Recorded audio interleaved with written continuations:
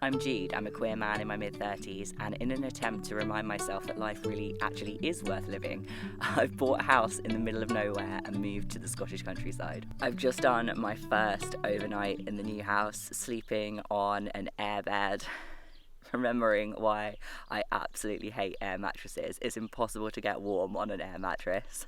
And so far, I am sitting out on the front step. The sun is out. I can hear the bees. There are cows in the field next door. So it's pretty idyllic if you ignore the fact that I can't make the hot water work.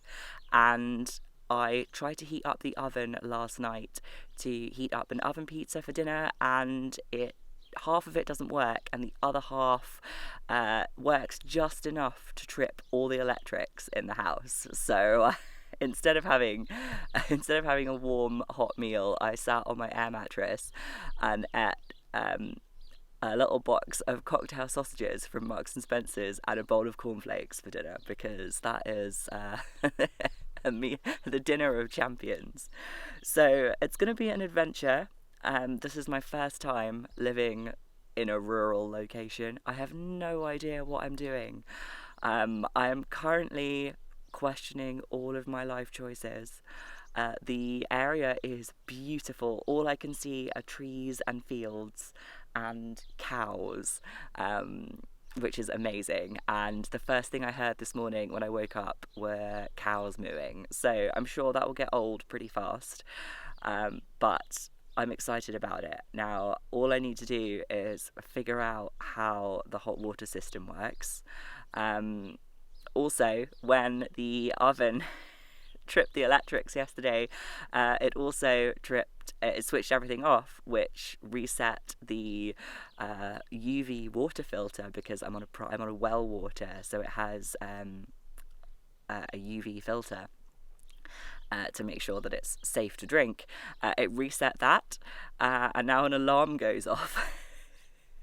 So I'm probably going to need to get someone out to have a look at that, just partly because I have no idea how it works, and it would probably be good to know that. Oh my goodness. So I'm strapping myself in for a wild ride of rural life, and the whole plan behind buying this property was I was in a rut. I spent the last 2 years kind of working non-stop, wondering what the point of life was. Both my parents passed away at the end of 2022 with cancer. And since then, that kind of made me realise two things. One, that life is incredibly short, which is something we all know, but kind of just put to the back of our minds. Like, it's something everybody always tells us, or, life is short, you only live once, whatever, and you put it to the back of your mind and forget about it, and then things happen to remind you that life actually is really short.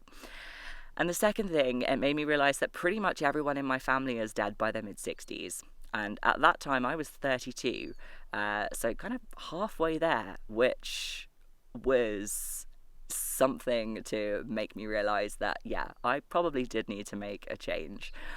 Maybe I'll buck that trend, but who knows, maybe I won't. Maybe I'll get hit by a bus in 3 weeks' time. I mean, probably not outside this house, because only one car seems to go past every half an hour, so I'm probably safe. But I spent the year after my parents passed away doing death admin. There's a ridiculous amount of paperwork that comes with death. I'm an only child, so it was all left to me. There's no extended family. It was just the three of us.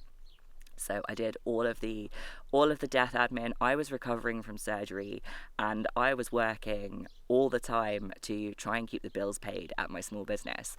I kept reminding myself that life was short and that I should strive for a better work-life balance and I should take weekends off. But we were in a post-Brexit cost of living crisis.